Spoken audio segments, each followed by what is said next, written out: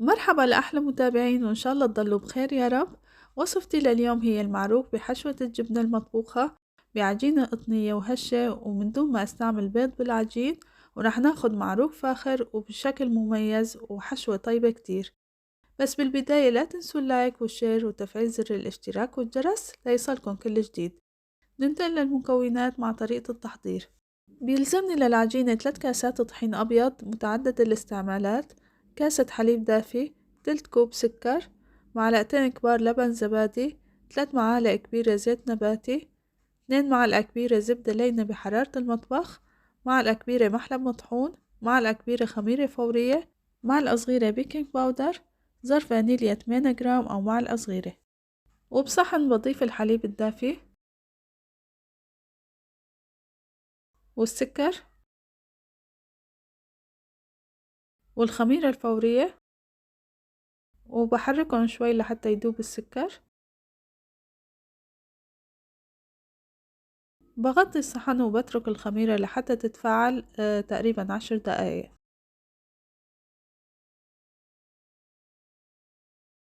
وبهالأثناء بنخل النواشف، الطحين والبيكنج باودر والمحلب المطحون والفانيليا.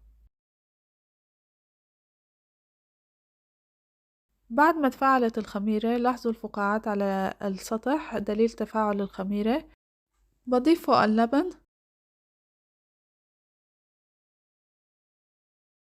والزيت النباتي والزبدة اللينة، طبعا لازم المكونات كلها تكون بحرارة المطبخ. بحرك شوي لحتى تختلط المكونات مع بعضها. بجيب المواد الجافة اللي نخلتها وبضيف فوق المواد السائلة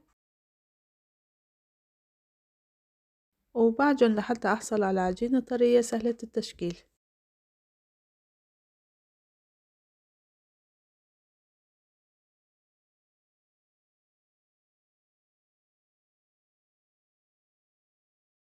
بحط العجينة بصحن وبغطيها وبتركها بمكان دافي لحتى تختمر من ساعة لساعتين حسب حرارة المكان.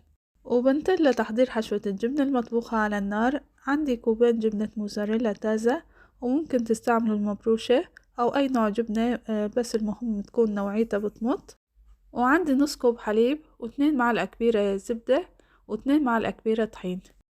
وبمقلاية على النار بضيف الزبدة، وبس دابت الزبدة بضيف فوق الطحين وبحرك شوي. بقلي شوي الطحين مع الزبدة وبعدها بضيف الحليب.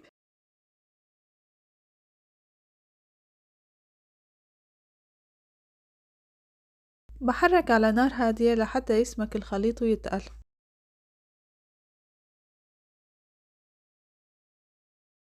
وبس صار الخليط بهالسماكة بضيف فوق الجبنة. طبعا الجبنة اللي عم استعملها ما فيها ملوحة، وأنا حابة ما تكون الحشوة مالحة لأنه المعروك فيه سكر وطعمته حلوة. طبعا إذا حابين تكون الجبنة مالحة فيكن تضيفوا شوية ملح أو فيكن تضيفوا نوع جبنة تاني يكون فيه ملوحة. بحرك الجبنة مع الخليط اللي عملته على نار هادية وبستمر بالتحريك لحتى تذوب الجبنة تماما. بعد دقايق من التحريك دابت الجبنة وصارت تمط. لاحظوا مطة الجبنة ما أحلاها. وهيك صارت جاهزة. بطفي النار وبتركها لحتى تبرد.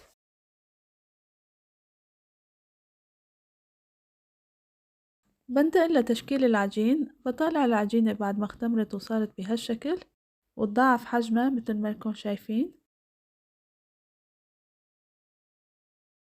بحطها على سطح العمل.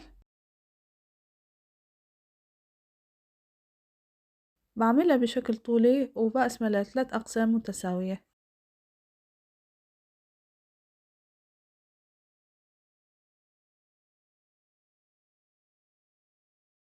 بكور قطع العجين بهالشكل.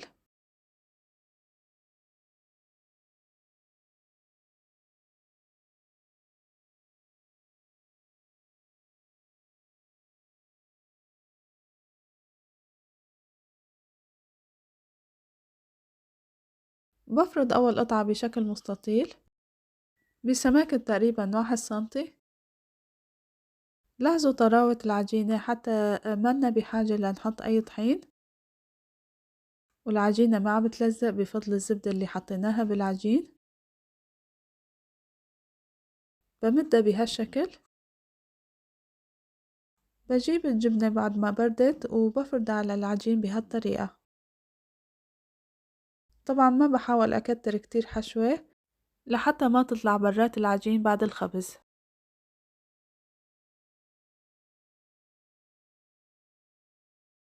بتني العجين على الجبنة بهالطريقة، وبسكر وبضغط كتير منيح على العجين لحتى ما تطلع الحشوة برات العجين. بلف العجينة بهالطريقة، وبرجع بسكر وبضغط على العجين بالنهاية كتير منيح. ببرمها شوي لحتى تصير كلها بنفس السماكة، وهيك صارت أول قطعة عجين جاهزة. بفرد قطعة العجين التانية وبرجع بشكلها بنفس الطريقة. وبهالفاصل بحب أرحب بكل المشتركين الجداد بقناتي وبقلن نورتوا القناة، وإن شاء الله بضل أقدم لكم كل شي طيب ومميز وجديد. واللي لسه ما اشترك بالقناة ياريت تشتركوا وتفعلوا زر الجرس لحتى تكبر قناتي فيكن.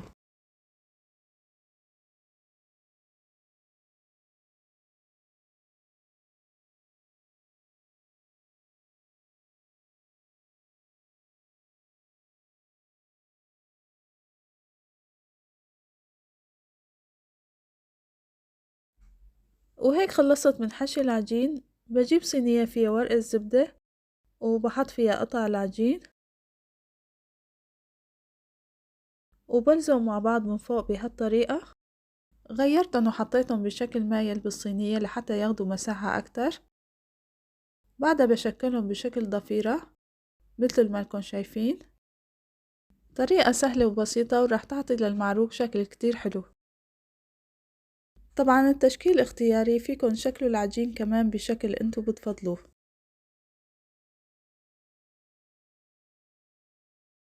وهيك صار المعروك بعد التشكيل.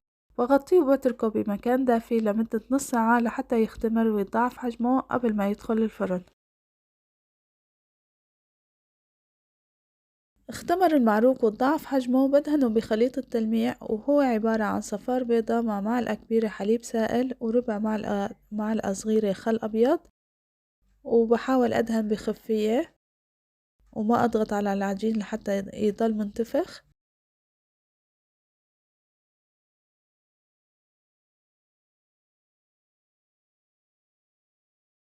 بعدها برش المعروك بالسمسم الأبيض، وبرش كمان حبة البركة، وراح يعطوا طعمة طيبة كتير للمعروك. وهيك صار المعروك جاهز ليدخل الفرن. بحمل الفرن مسبقا على درجة الحرارة 180 وبحط المعروك بالرف الوسط، وبس أخد لون من تحت بطفي الفرن من تحت وبشعله من فوق لحتى ياخد اللون المطلوب، طبعا مع المراقبة لأنه بياخد لون بسرعة. وهذا هو المعروك بعد ما طلعته من الفرن. لاحظوا كيف نفش وتضاعف حجمه وأخد هذا اللون الحلو. بتركه يبرد شوي وبعدين بدهنه بالقطر لحتى ياخد لمعة وطعمة أطيب، وبزينه بجوز الهند ورح يعطي طعمة طيبة وشكل أحلى للمعروك.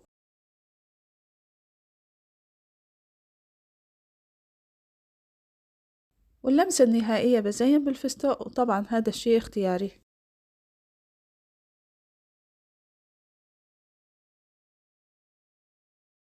وهذا هو الشكل النهائي للمعروك. طلع بهذا الشكل واللون الحلو والمميز، وطبعا الطعمة ولا أشهى من هيك. وراح أقسمه لتشوفوه من جوا كيف صار.